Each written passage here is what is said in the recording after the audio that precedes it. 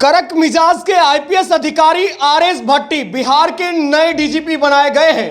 आपको बताएं, भागलपुर में कभी थानेदार रह चुके हैं आरएस भट्टी। हम आपको इस वीडियो में बताने वाले हैं लाइटर फाइटर गिरोह से लोहा लेने वाले आरएस भट्टी की वो कहानी जो पुलिस जिला नवगछिया में हर कोई जानना चाहता है। आपको पता है, नवगछिया शहर जो 3 चीजों से जाना जाता था, कभी क्राइम, केलांचल और कलाई, समय का रुख बदला और नवगछिया शहर अब विकास की नई गति को आगे बढ़ा रहा है।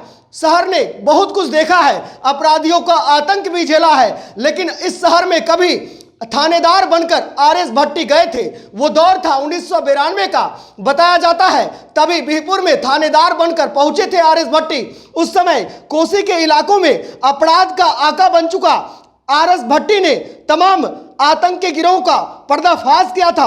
बताया जाता है अपराध की जब चर्चा होती थी तो 90 व उससे पहले के दशक को याद किया जाता था, जिस समय बिहार में अपराध चरम पर था और अपराधियों की तूती बोलती थी।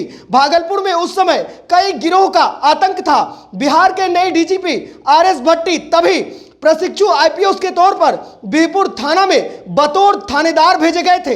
इस दौरान उनसे कई जुड़ी खबरें जो हैं सामने आई है। आपको बताएं, आरएस भट्टी के प्रमोशन के तौर पर 1991-92 में भागलपुर भेजा गया था। उन्हें बिहपुर का थानेदार बनाया गया। उस समय नवगछिया में कोसो कुंवर नाम के अपराधी का आतंक था। नवगछिया अपराध का बड़ा गढ़ बन चुका था।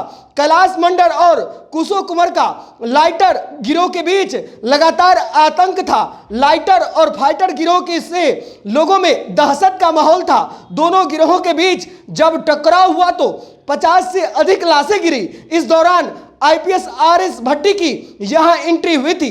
कोसो कुंवर को पकड़ने के लिए भट्टी ने तब फिल्मी अंदाज में केले से लदे ट्रक में छिपकर गए थे। हालांकि उन्होंने कोसो को दबोचने में सफलता उस वक्त नहीं मिली थी, लेकिन बाद में उन्होंने बाढ़ में जाकर उन्हें पकड़ा था। कोसो के कारण कई गांवों में दहशत का माहौल था।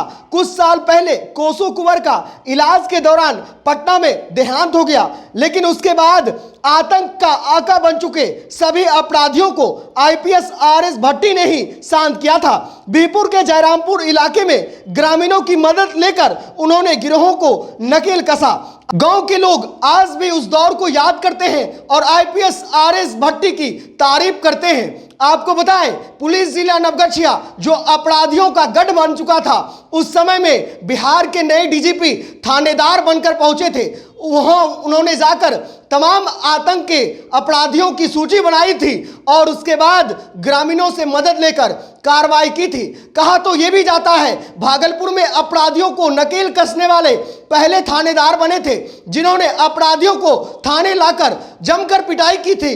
अपराधियों के गढ़ में घुसकर अपराधियों को पकड़ने का काम किया था। जाबाज अफसरों की टोली इनके साथ चला करती थी। और आज भी नवगछिया में जब आरएस भट्टी की बात आती है तो लोग कहते हैं एक आईपीएस आरएस भट्टी भी था, जिन्होंने लाइटर फाइटर गिरोह का पर्दाफाश किया।